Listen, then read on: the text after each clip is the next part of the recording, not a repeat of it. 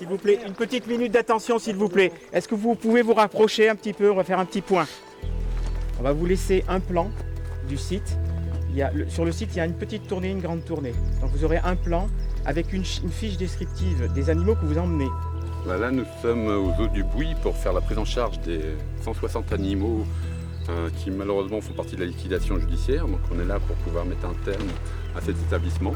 Nous avons été sollicités donc par le liquidateur pour faire la prise en charge de lions, tigres, panthères des neiges, tigres blancs, des caracals, des oslots, des haras, que de la faune sauvage.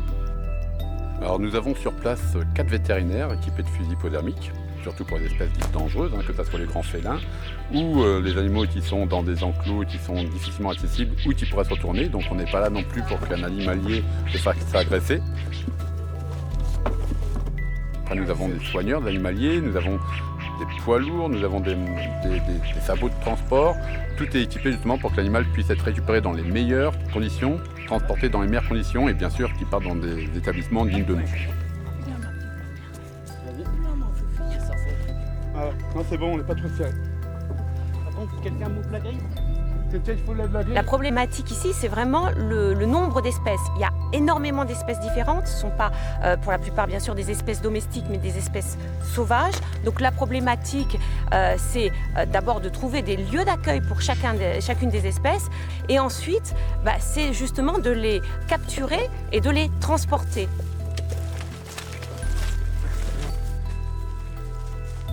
Alors on les a poussés, on les a identifiés. Celui-là, je sais pas comment on va faire, mais...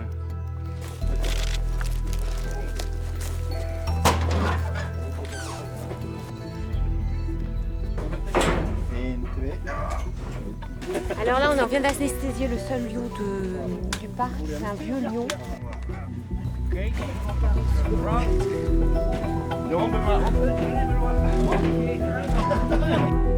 Non, c'est la kétamine qui fait ça.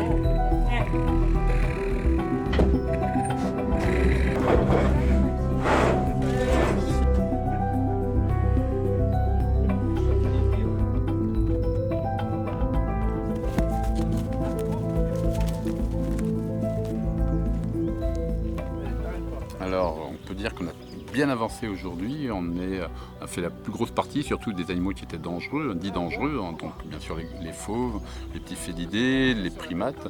Tout ça est effectivement parti maintenant. Donc déjà, il y a moins de risques pour la sécurité publique. Il ne nous reste que des herbivores sur les lieux. On se rend bien compte de la dureté, que ce soit justement de calmer des animaux avec les fusils hypodermiques, que ce soit aussi de les bloquer pour éviter justement de les anesthésier avec les filets, les épuisettes ou autres. On est, c'est effectivement grâce au professionnalisme des parcs avec qui nous étions partenaires aujourd'hui, on a pu faire tout sans encombre.